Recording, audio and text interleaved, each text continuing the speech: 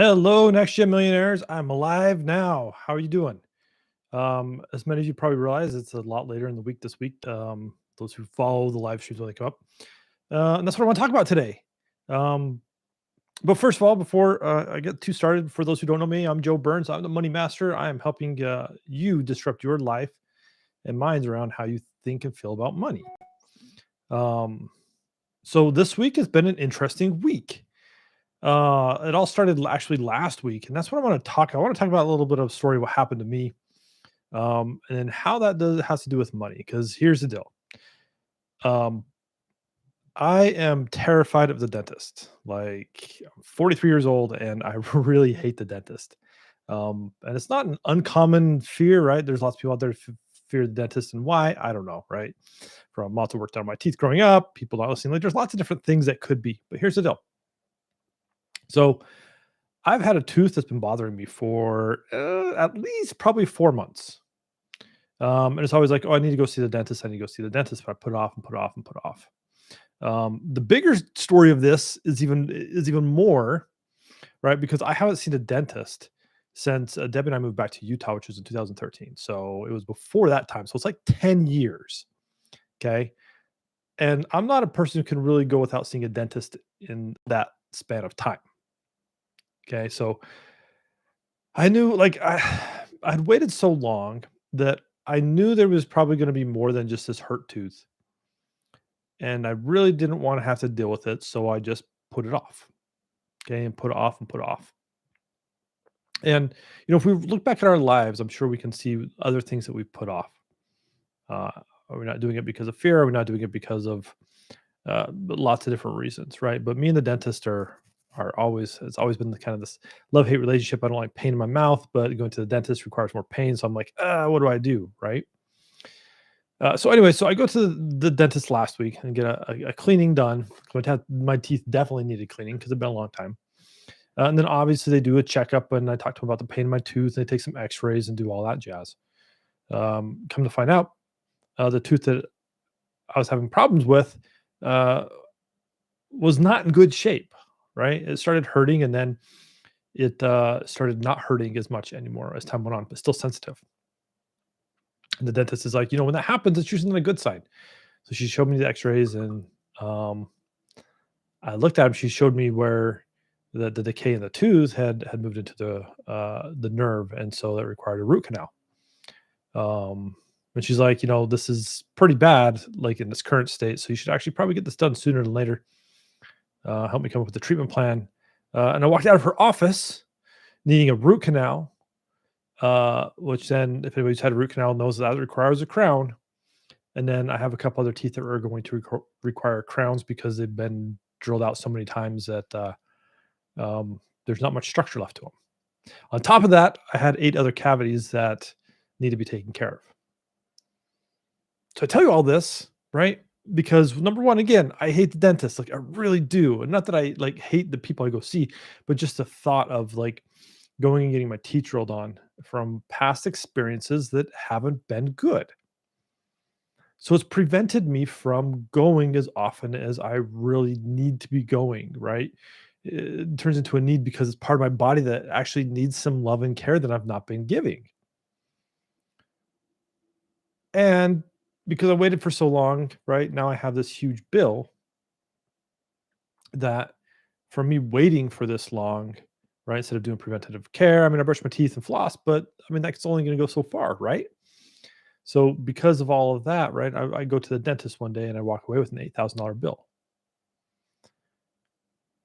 So I tell you all this, right? Because here's kind of a little bit of like money meltdown. Let's tie it into money because we all have pressures, right? And if you go back and watch the live streams over the last month, right, I've been talking about the tool to stop the money meltdown tool, right?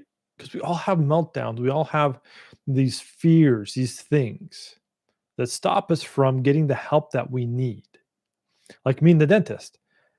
I don't like the dentist and that fear, and I haven't taken the time to figure out what that fear is about. So in the end, it cost me way more because I waited. Okay, let's tie it there. Like, I waited to go to the dentist. I waited to get my teeth taken care of. As I get older, they're not getting any better. So it cost me more. Like if I had done routine maintenance, maybe it's just a few, cavities, maybe, but not a root canal because that's because I let it go for too long. I let that tooth go for so long, it didn't hurt for the longest time, but the decay in the tooth was really bad. Thank heavens it hadn't abscessed yet, but it was getting there, right? But we have these things in our lives, especially when it comes to money, that we wait and wait and wait. We learn to deal with the pressure and the pain until the proverbial abscess happens, and it becomes a much bigger problem than what it could have been. So every time we wait, every time we put something off, it's really going to cost us more later. And maybe not in the help we're getting, right? But what about like the missed opportunities, about the things that we could have had, about the life we could be living, the less stress? Because even let's even talk about my dentist visit for a second, right? So it's going to cost me $8,000 to repair my mouth, which is a pretty hefty bill, right? Now, thank heavens I don't have to do it all at once, but it's like a 6-month plan. Okay. But think about it from this perspective. I had the root canal and 3 cavities of those 8 filled, right? Which was one, just the lower left part of my mouth. Because again, the trauma, the pressure, I can't do it all at once, right? So I got to do it in phases. But just that one thing, I spent 4 hours in the dentist chair this last week. Not only that, so there's some time. So I'm spending money, and there's time. And what about the energy and the anxiety that I felt about having to go? Right? I've been working through it and it's getting better. Like by the end of day number 2, right? This is a 2-day ordeal this week. I felt pretty good. But look at all that, right? So when we look at our lives, and we look and say, hey, what's it costing me? Most of the time we only think, oh, monetarily, what's it going to cost me? What am I not making?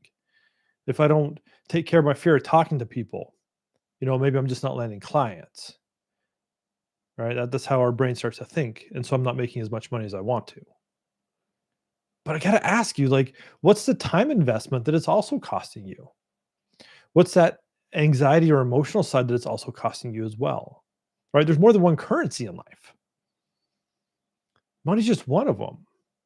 That's what I talk about most. But as you continue to look at these situations about why you're waiting to take action on what you want to do, look at the other costs too from a resource perspective. Because I promise you, it's costing you way more than you've sat down to give yourself. Like if you sit down and map it out, it's costing you way more than just a little bit of money here and there, right?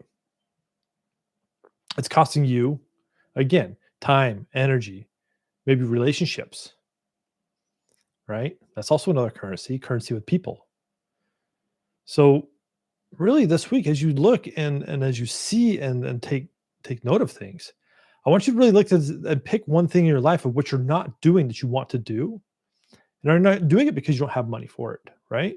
But also look at the other things that, like that net loss that you're also getting because you're not doing it. I hope that all makes sense, right? Because again, it's never about the money. So if it's never about the money, what is it about? What are we preventing ourselves from getting? Is it an experience? Right? We got to work ourselves up like me. I got to work myself up to go to the dentist. Like I kid you not, I did nothing on Monday and Tuesday because I went to the endodontist on Monday and then back to the dentist on Tuesday. And the dentist appointment was like 8 o'clock in the morning. But my body, my energy was so depleted because of everything I had to do to like ramp up for that. I really lost 2 days of work this week. So what is that really costing me? Right? I said it was 4 hours in the chair. But if I didn't do really anything those 2 days, my business didn't continue forward. I wasn't able to help my clients or people. Like I blocked them out, which there's nothing wrong with that, right? My schedule is pretty flexible that way. But at the same time, it's not the progress that I wanted to see. So, my commitment to all of you is I'm gonna figure out what's up with the dentist. I mean, I already know some stuff as I've been working through it. Some of the trauma and things attached to it. But that's the thing. Like your trauma around money doesn't have to be there. I have a client right now where she has some massive trauma around money. We're working through that. Again, I'm not a therapist, but I understand money and how it affects us. So really, if you find that you're not doing things because of money and you want to blame money, or money makes you nervous or whatever else, it's time really that we talk. Like there's lots of things that I can help you with, and it doesn't take a lot of time. It doesn't take a lot of energy, but it does require some commitment on your side to making sure it gets taken care of, right? Like the dentist, my commitment this week was going to the dentist, actually showing up for my appointments and just sitting in the chair so they could do their work, right? So the specialist could work on my teeth to make them better. Now my health will get better and I'll be able to actually eat on the side of my mouth, right? My pain won't hurt or that my tooth won't hurt. I won't have to avoid things because that pain was a constant reminder that, hey, there's something wrong. And I just ignored it for way too long. So stop ignoring the pain points. Start working on what's going to solve them. Because really, at the end of the day, it's not as scary as what it feels. But we've created a story around how it could be and the pain associated with from years and years of trauma that we're just like, nope, not going to deal with it. And we opt out. So it's time to opt back into you. It's time to opt back into figuring out what's up with your money, what you need to do to get to where you want to go, right? Because my message is never about making millions of dollars. It can be, but it's always about what you want and where you're trying to get with your goals. That's way more important to me, and how money affects you and how it's stopping you from moving forward. So some food for thought this week. Been an interesting week with the dentist for me. That's definitely reflective and really trying to figure it out. But it ties into how most of us respond to money. So think about that. Think about really like what's messing with you, and comment below if you want. If not, y'all got my email address. If not, go to my website, josephmburns.com.